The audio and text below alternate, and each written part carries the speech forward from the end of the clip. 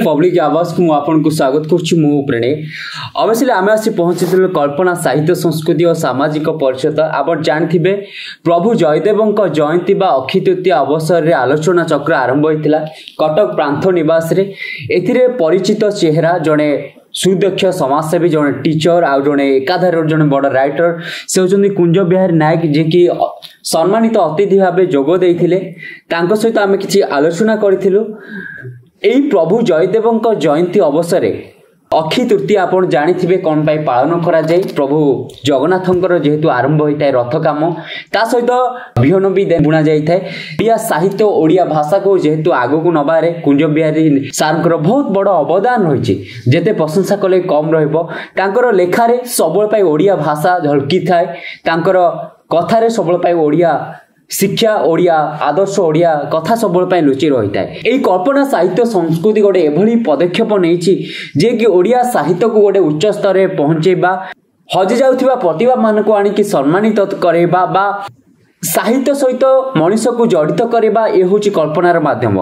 ता सहित आम जिते प्रशंसा कले भी कुंज बिहारी नायक कमी रहिबो। जड़े सुदूर आसी एते बाटरू आसिकी ओडिया साहित्य को एते भल पाइबा समय दबा ताम पक्ष जेते धन्यवाद देले भी कम रहिबो।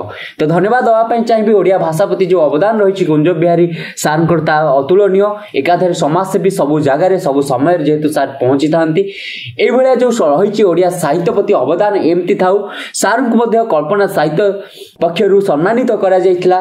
सार सहित किसी आलोचना मध्य करा जायतिला। धन्यवाद दवा पई चाहिबी ए भलिया पदक्षेप आपण देखि पारथिबे केमती प्रोग्राम आ धन्यवाद दवा चाहिए कुंज बिहारी नायक सार अवश्य परिवर्तन को स्वीकार करवा जोड़ा वक्तव्य नुहे किंतु पाश्चात्य सभ्यता को आम कि मात्रा अनुकरण करने बाध्य ना आम इंग्राजी छाड़ पेंट सार्ट छाड़ किंतु आमर जो परंपरा रही चलन रही अक्षय तृतीया आज दिन में जो शुभ कार्य आप करेंगे अक्षय रही क्षय हम ना यार गोटे महात्मा रही लिंगराज कथा कहतु जगन्नाथ कथा कहतु रामकर कथा कहतु समस्ते आज शुभ दिन में सब किसी मत कि कहबार सुजोग निजक गर्वित मन करुच्ची। प्रथम धन्यवाद देवी श्रीजुक्त गोपाल चंद्र जेना महोदय को आज दिन में से एत बड़ आयोजन गीत गोविंद एवं जयदेव स्मृति जो कथा कहते आज आम गोपाल सार ये गीत गोविंद लिखिले जयदेव जेना संपर्क जगन्नाथ गीत गोविंद अधारे लिखिक छाड़देले।